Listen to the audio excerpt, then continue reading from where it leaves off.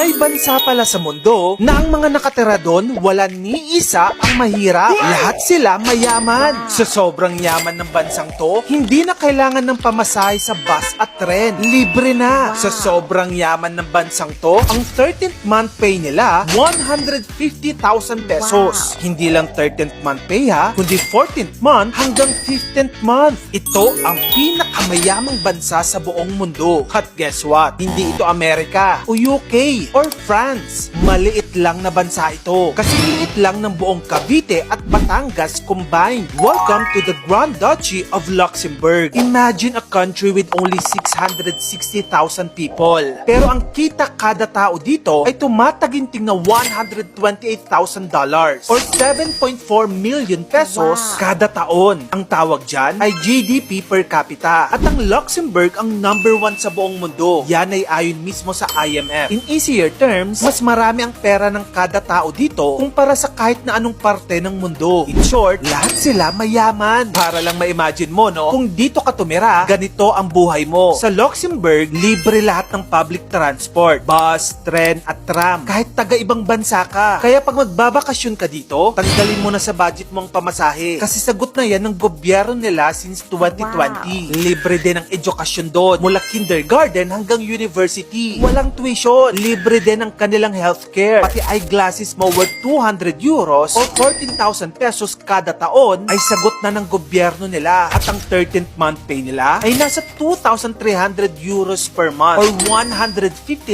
pesos kada buwan. Wala silang stress sa traffic. Tahimik at super linis ng paligid. Ang mga park nila, hindi lang park. Parang gubat na Instagrammable. Kilala din ng Luxembourg sa kanilang work-life balance. Halos lahat ng empleyado may 30 days paid leave every year. Pero wait.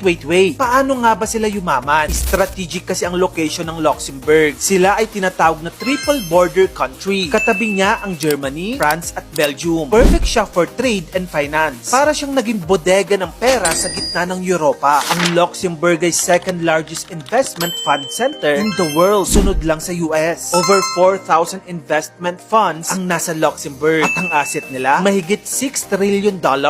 Meron ding 150 international banks ang may branch dito sa bansang to. Low taxes din sila at may transparency. Imbis na magtaas ng buwis, competitive corporate tax rates ang inoffer nila. Kaya maraming tech at finance companies ang lumipat sa bansang to. Pero hindi sila tax haven in a bad way ha. Regulated and legit ang sistema. Maliban dyan, stable ang government nila. Kaya naging investor magnet sila. Hindi sila palit ng policies. Dahil dito, investor trust them. Walang corrupt, walang trapo. Ang isa pang factor kung bakit sobrang yaman nila, small population equals to big slice. Ang Luxembourg ay may population na 660,000 lang. Pero alam mo bang 200,000 na katao mula France, Belgium at Germany ang nagtatrabaho sa Luxembourg? Sila ang tumutulong sa ekonomiya ng bansang ito. Pero hindi nila ito kaagaw sa benefits. Smart, diba? Ang OFW nila, mga French. Taray. Maliban dyan, hindi lang puro yaman ang Luxembourg ha. Napakaganda din ng bansang to. Tignan mo naman ang sceneries na to.